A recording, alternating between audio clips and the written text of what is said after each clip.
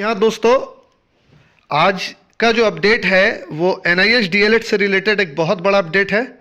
और बड़ा अपडेट इसलिए बोला जाएगा क्योंकि टीआरई 1 टीआरई 2 के बारे में एनआईएस डीएलएड से रिलेटेड बहुत सारा अपडेट आया और ये भी हुआ कि टीआरई 1 का डीवी भी हुआ और टीआरई 2 वाले को भी डीवी के लिए बुलाया गया और डीवी हुआ। लेकिन अब बात आ रही है टीआरई 3 की, क्योंकि ये ऑन गोइंग प्रोसेस है। और टीआरई 3 के लिए एक बड़ा इंपॉर्टेंट बात यहाँ पर सीए निकल के आ रहा है कि टीआरई 3 में शामिल नहीं करने पर सुप्रीम कोर्ट ने अवमानना का नोटिस भेज दिया है बिहार सरकार को। इस अपडेट को देने में हमको भले ही थोड़ा देर हो गया हो, उसके पीछे का कारण ये है कि आप जैसा कि जानते हैं कि मैं अभी गवर्नमेंट जॉब में हूँ और अभी सेशन का लास्ट टाइम है और इस वक्त कॉपी चेक होने का और रिजल्ट बनाने का काम चल रहा है। इसके वजह से थोड़ा सा डिले हूँ। इसके लिए मैं आप सभी से सॉरी बोलता हूँ। लेकिन आज के अपडेट को समझते हैं। और क्या है आज का अपडेट?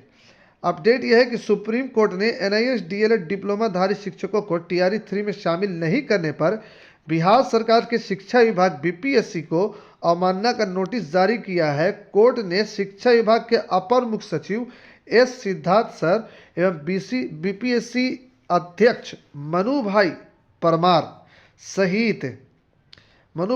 सहित अन्य अधिकारियों को जवाब मांगा है। सुप्रीम कोर्ट ने 20 दिसंबर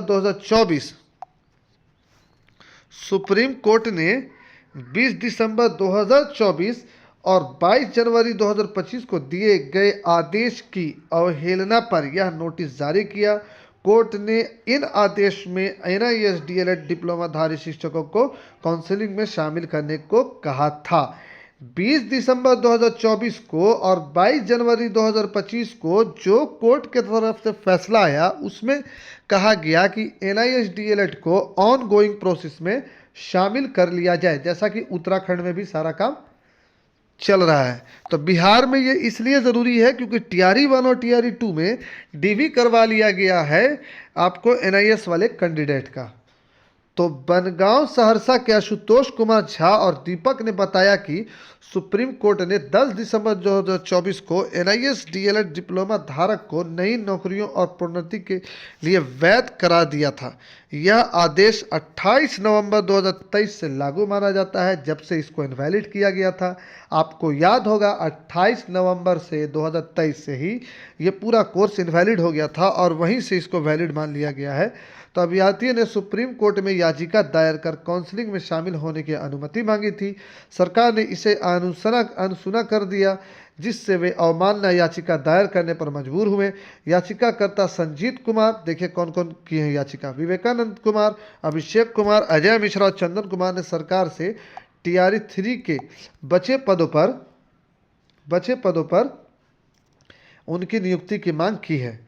अब देखिए, बात तो उन्होंने कहा कि इससे बेरोजगारी दूर होगी। देखिए, बात तो सही है कि अगर गलती कोर्ट की थी 2023 में या गलती सरकार की थी 2023 में, 28 नवंबर 2023 में, या फिर अगर 2017 से भी जोड़ा जाए, तो अगर गलती यहाँ पर मिस्टेक जो था वो एमएचआरडी मिनिस्ट्री जो उस टाइम प्रकाश जावड़ेकर सर के अंदर था, वो अगर उनकी गलती थी 2017 में ऐसा कोर्स लाया ही क्यों जिसमें इतना सारा विवाद हो जाए। अगर गलती उनकी थी तो फिर पनिशमेंट आप कैंडिडेट को कैसे दे सकते हैं? कैसे आप, हाउ कैन यू जज, आप कैसे ऐसा फैसला दे रहे हैं कि आपका पनिशमेंट जो है कैंडिडेट को मिल रहा है? तो इस पे तो हम लोगों को अपने से भी समझना चाहिए और गवर्नमेंट को भी समझना चाहिए। और जहाँ तक हमें उम्मीद है कि टीआरई 3 में आपको शामिल कर लिया जाएगा एनआईएस डीएलएड वाले को, और टीआरई 3 में भी बहुत जल्दी काउंसलिंग का डेट आएगा।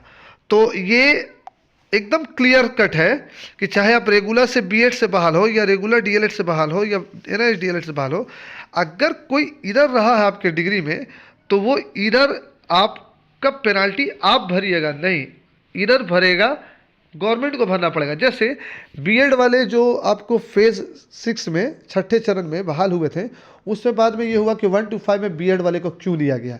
अरे क्यों लिया गया, इसका मतलब क्या? क्यों लिया गया? क्या जब तक वो एलिजिबल थे तब तक लिया गया, तो ठीक तो लिया गया। अब जब एलिजिबल नहीं है तो नहीं लिया गया। और बीएड वाली किस में क्या गलती है, आपने लिया तभी तो वह आया।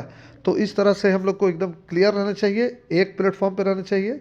वी आर द टीचर, हम सभी टीचर हैं, और इसमें NIS DLED को शामिल कर लिया गया है। इस पेपर नहीं शामिल करने का के लिए डिमांड किया गया है, और एस सिद्धार्थ सर यानी कि शिक्षा विभाग और BPSC पर अवमानना का नोटिस जारी किया गया है। तो आज के लिए इतना ही अपडेट, और फिर मिलेंगे किसी सीटेट के क्लास में और किसी अपडेट के साथ।